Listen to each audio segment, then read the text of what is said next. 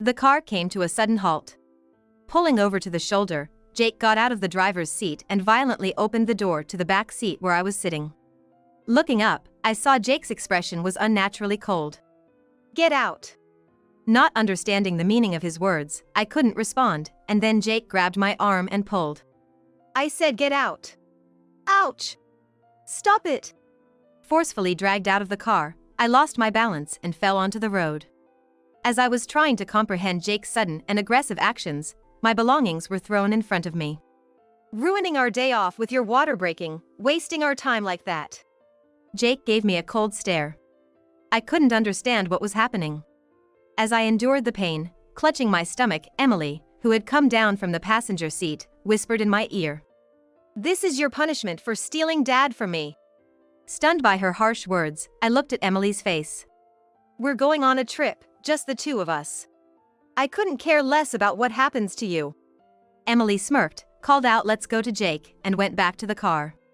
Without saying a word, Jake glanced at me, got back in the driver's seat, and they drove away, leaving me behind. My name is Kate.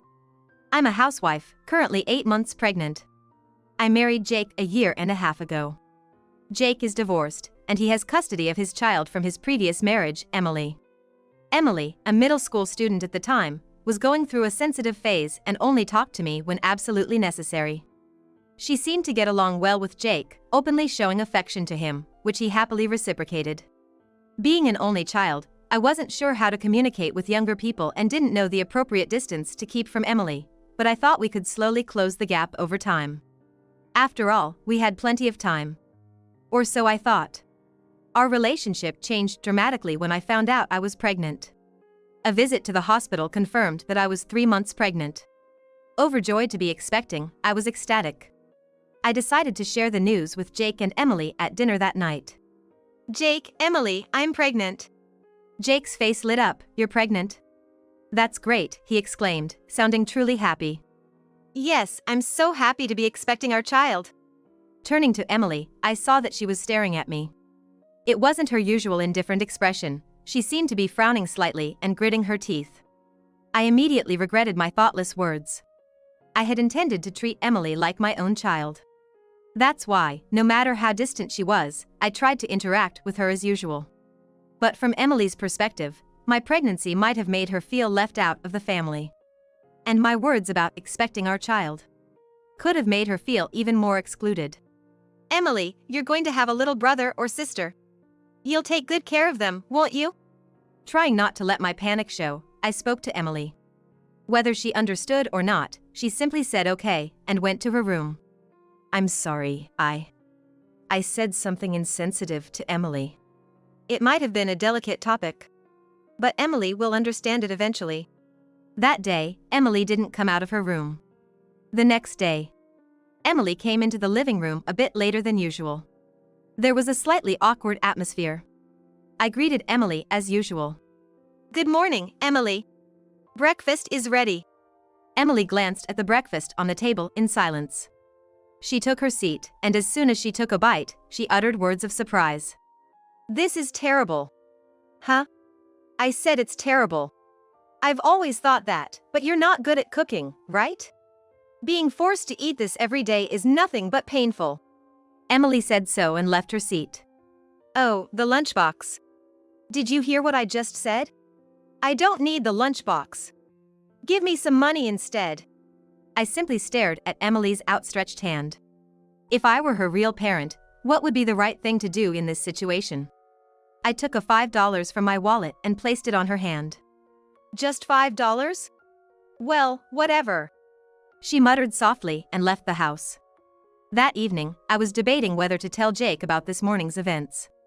Jake leaves for work earlier than Emily, so he doesn't know what happened this morning. Emily didn't come out of her room. I didn't want to eat the meal I made for myself, so I put hot water in a cup ramen noodle container and took it to my room. I planned to have it for dinner today. After returning home, Jake was puzzled by Emily's absence in the living room. "What happened to Emily?" Jake looked around nervously. I was still hesitating. If Jake told Emily what he had heard from me, Emily might think I had tattled on her.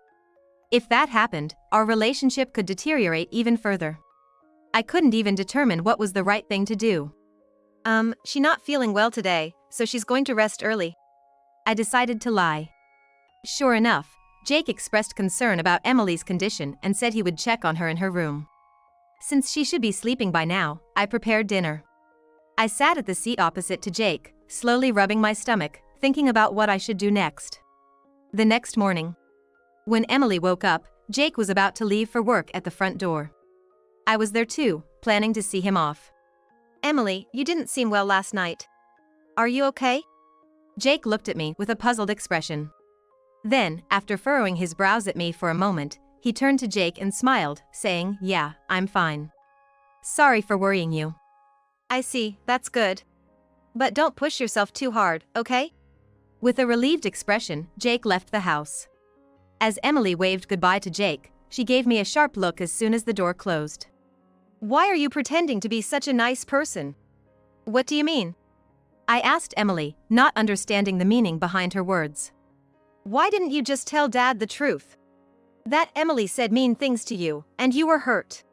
Even if you try to please me, I won't accept you." With a huff, Emily turned her back to me and headed for the bathroom. Certainly, I had hurt Emily. However, would it lead to this? She's at a difficult age, and I thought time might resolve it, but maybe it's not that simple. I was left feeling unsure of what to do, trapped in a state of confusion. As my morning sickness subsided and I entered the final month of pregnancy, I invited my in-laws over for tea. My in-laws were very kind to me and showed concern for my well-being. "I'm sorry for coming to your house during such a difficult time. But we wanted to meet you and have a chat before it gets even more challenging after the baby arrives," my mother-in-law said. "No problem at all. I'm happy to meet you, Mr. and Mrs. Johnson. Have you been doing well?" I inquired. "We've been doing fine. If you ever run into any troubles, don't hesitate to ask for our help," my father-in-law added. Despite the kind words, Emily's attitude towards me remained unchanged. During the times when Jake wasn't around, she continued to berate me with stronger words than before. "You never seem to improve your cooking skills. What kind of nerve do you have to feed your family this garbage? Don't wander around with your big body in front of me. You're an eyesore. You're not even part of this family. Don't stick your nose into what I'm doing." I was subjected to such words every day, and gradually, it felt like my heart was losing its sensation. I no longer felt hurt as I did initially. It seemed that Jake, although he didn't confront me directly, sensed that our relationship wasn't going well, and he focused on keeping Emily in a good mood. One day, when Jake came home drunk and told me, "You're to blame for upsetting Emily," I realized that I couldn't rely on him anymore. If I could endure it alone, I decided to continue doing so. However, if something happened that targeted the child I was about to give birth to, that was my only concern at the moment. "Kate, are you okay?" My mother-in-law called out to me, and I suddenly snapped back to reality. When I looked up, I saw the worried faces of my in-laws looking at me. "I'm sorry, I'm fine. My stomach feels heavy, and I couldn't sleep well last night. If you ever face any difficulties, don't hesitate to ask for our help. We're really grateful to you, Kay, for marrying our son, who is divorced and has a child." Jake's divorce was due to his mounting debts. He had borrowed money repeatedly to satisfy Emily's demands, and his ex-wife couldn't bear it anymore, so she initiated the divorce. Jake's salary alone wasn't enough to repay the debt, and I heard that my in-laws had stepped in to help. They were still paying off the debt in installments, but my in-laws were delighted that Jake remarried me. They also expressed their worry and promised to support us if anything happened. Having such kind in-laws, I felt happy. I smiled, thinking that I shouldn't make them worry any further. About a week before the expected due date. It was a Saturday. Jake and Emily were both relaxing at home. They sat side by side on the couch, seeming to get along, but I didn't have a place in their conversation. I sat at the dining table a little away, sipping on caffeine-free tea, absent-mindedly watching their interaction. Then, I felt an uncomfortable sensation in my abdomen. I paled in an instant. Could it be labor? At first, I thought it might be my imagination, so I tried to calm myself by sipping more tea.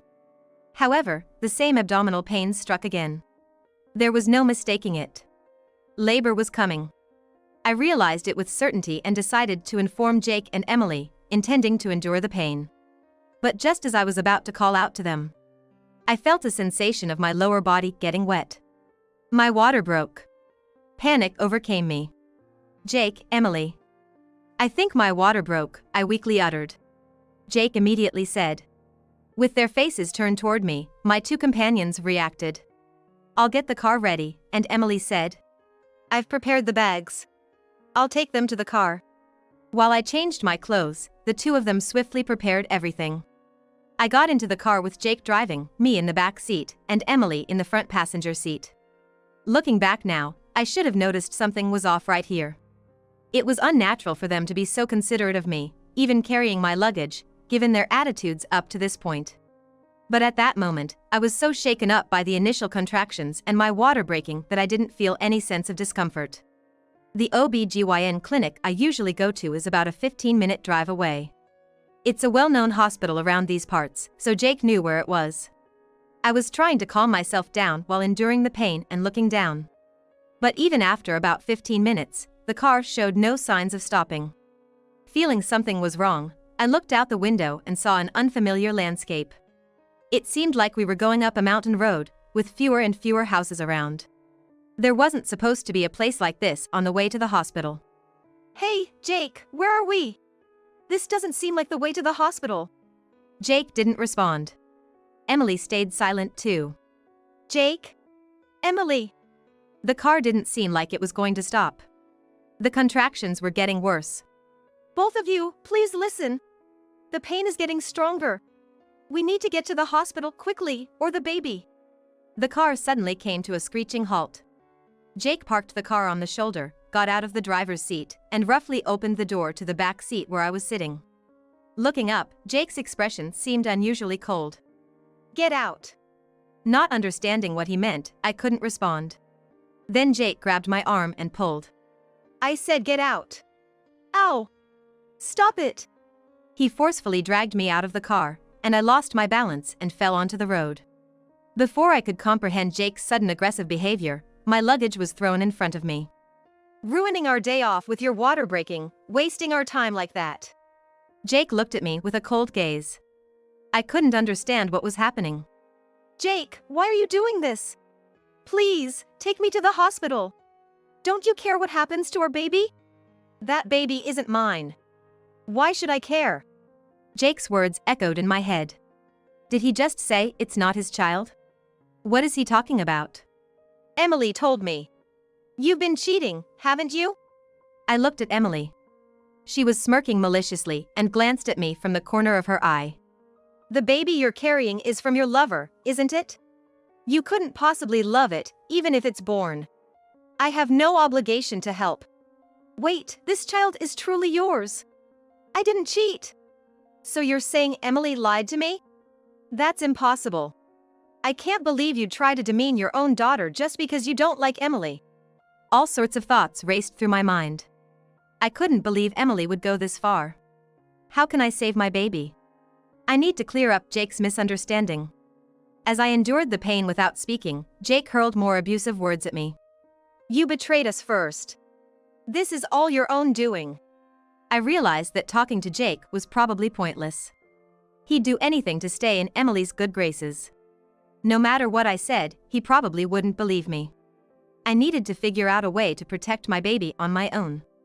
As I held my belly and endured the agony, Emily, who had gotten out of the car, spoke into my ear.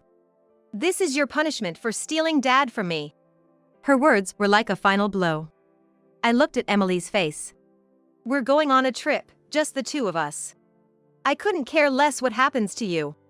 Emily flashed a sly smile, called out to Jake, "Hurry up, let's go," and went back to the car. Without saying a word, Jake shot me a quick glance and climbed into the driver's seat. Leaving me behind, the two of them drove away in the car. Luckily, my cell phone was inside the bag that was thrown out. I tried to call for an ambulance, but I was out of the service area and couldn't get through. Thinking that I had to somehow make it down the mountain, I staggered to my feet and started to walk down the slope, one step at a time. Along the way, a local happened to pass by and offered to give me a ride down the mountain. Grateful for my good fortune, once I got to a place with cell service, I called someone. I couldn't forgive the two of them for abandoning me and putting my baby in danger. Enduring the labor pains, I swore in my heart that I would get my revenge. 2 hours later. Thanks to a kind person, I was at a nearby hospital, getting ready to give birth. It seemed like it would be a while before the birth, so I lay in bed, trying to find a comfortable position. Then, my cell phone vibrated. Emily's name was displayed on the screen. When I answered the call, Emily shouted in a piercing voice. "What the hell did you do? Who are you? What? What are you joking about? I'm your daughter, Emily." "I don't have a daughter." "Stop joking around. Because of you, I might not be able to go to high school." I couldn't help but smile when I realized that they were already on the move. "What do you mean by that? Explain yourself. From the way you're acting, did you get a call from Grandma or Grandpa?" "Yeah. They told me they won't be helping those people who treat our family badly anymore." "What does help even mean? Why can't I go to high school because of this?" It seemed like Jake hadn't told Emily anything. Maybe his generosity was just a front, wanting to show off. "Do you know what caused Jake's divorce?"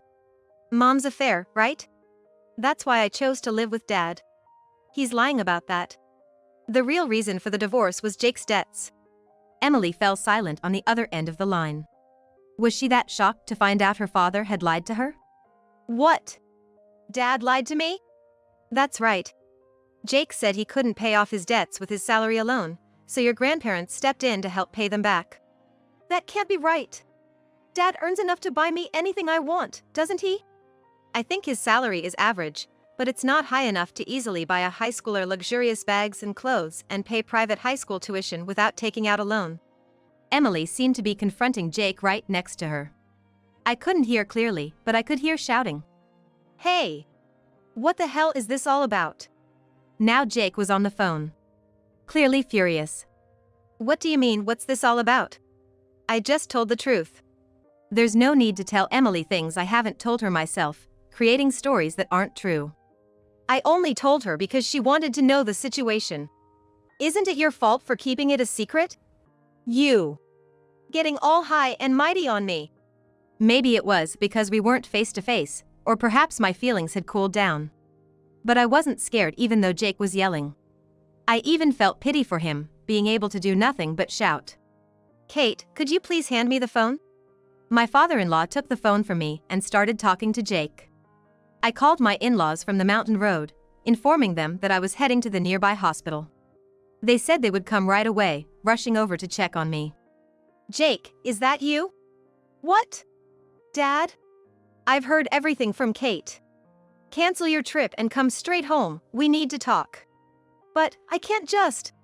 Emily is looking forward to the trip." "This is not the time for that. You said you've been repaying the debt we helped you with monthly, but you haven't paid a dime. We need to have a serious talk about that." "Okay, I understand. I'll head over as soon as possible." Sighing deeply, my father-in-law handed me back my cell phone. "I'm sorry to bother you during such a tough time, Kate." "No, I'm really grateful that you came. I've brought the stuff you asked for as well." My mother-in-law handed me a piece of paper, making its contents visible to me. Taking it, I sighed again. "Thank you. I'm sorry. We are the ones who should be apologizing. We're sorry for putting you in such a dangerous situation." As my in-laws bowed their heads together, I told them to stop. "Right now, I'm just praying for a healthy baby to be born. Since we don't know when those two will come home, we are going to leave." "Thank you. I'll contact you once I know if I can transfer to my usual hospital." "Thank you," they said, and then my in-laws left. What I need to do now is give birth safely. The intervals between my contractions are getting shorter. I'll be meeting my baby very soon.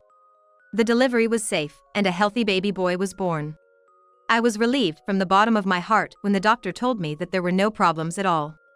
Exhausted, I checked my cell phone the next day and found a rather long email from my mother-in-law. Last night, Jake and Emily visited their parents' house.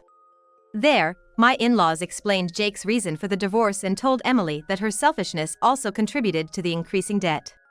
Emily, unaware of the debt, blamed and berated Jake. As Jake became disheartened under Emily's scolding, my in-laws pressed further. "We can't trust you anymore. pay back the debt we've been covering for you in one lump sum. But I can't pay it all at once. I don't even have savings. It's your own fault for not paying back a single dime and always taking advantage of us. Please. I'll pay it back monthly. Just let me pay in installments. You've only got yourself to blame for not being trustworthy. We've lost all desire to help you after what you did to Kate. Despite their desperate pleas, asserting that they were not to blame, my father-in-law remained unmoved. And then, the document I had entrusted to my mother-in-law dealt the final blow. Kate has entrusted this to me. Fill it out right here, right now. This is a divorce form. Why do you have this? It's what Kate wants. She can't live with you too after you put her and the baby in danger. If Kate can't forgive you, neither can we. Although Jake was reluctant to divorce, he eventually gave in and filled out the form on the spot. I felt sorry for burdening my in-laws with such a difficult task, but I might not have been able to divorce so smoothly on my own. I felt grateful to my cooperative in-laws once again. 1 month after the birth. It happened when I visited my usual OB/GYN clinic for a regular checkup. Jake appeared before me. Kate! I finally found you! Looking slightly haggard, I responded to Jake with a calm demeanor. What do you want? The divorce has already been finalized. What do you want now? Don't be so cold. Is that my child? As Jake tried to approach the child, I stepped back. You were the one who said it wasn't your child. Stay away. What do you want anyway? Jake stood up straight on the spot, seemingly shocked by my words, but then he started to apologize loudly. Please, give us another chance. What are you talking about now? I can't live with someone who wouldn't help me when things got tough. Getting back together is out of the question. I guess you're right. So, could you at least lend me some money? I was dumbfounded by his words, true to his nature until the very end. I knew my in-laws had told him to repay the debt they had been covering, but his lack of planning was astonishing. I can't lend money to someone who spends without thinking ahead. I need money to raise this child. It's impossible. Please! Think of it as helping me and Emily. Jake kept apologizing, completely unabashed by the bystanders. That's when my in-laws, who had accompanied me to the appointment, stepped in. What are you doing, ambushing her like this? Dad! Why are you here? That's our line. We told you to stay away from Kate and our house. Did we not? But I can't make ends meet, and I thought Kate could help. Stop making excuses. If you come near Kate again, we will call the police. And then, you and Emily will be disowned. Without giving Jake a chance to respond, my in-laws turned him away. Realizing he had no other options, Jake silently stood up and left. I watched him leave with a bitter feeling in my heart. Even after the divorce, I kept in touch with my in-laws. We would contact each other regularly, and they seemed happy to see their grandchild's face. According to them, Jake and Emily were having a tough time.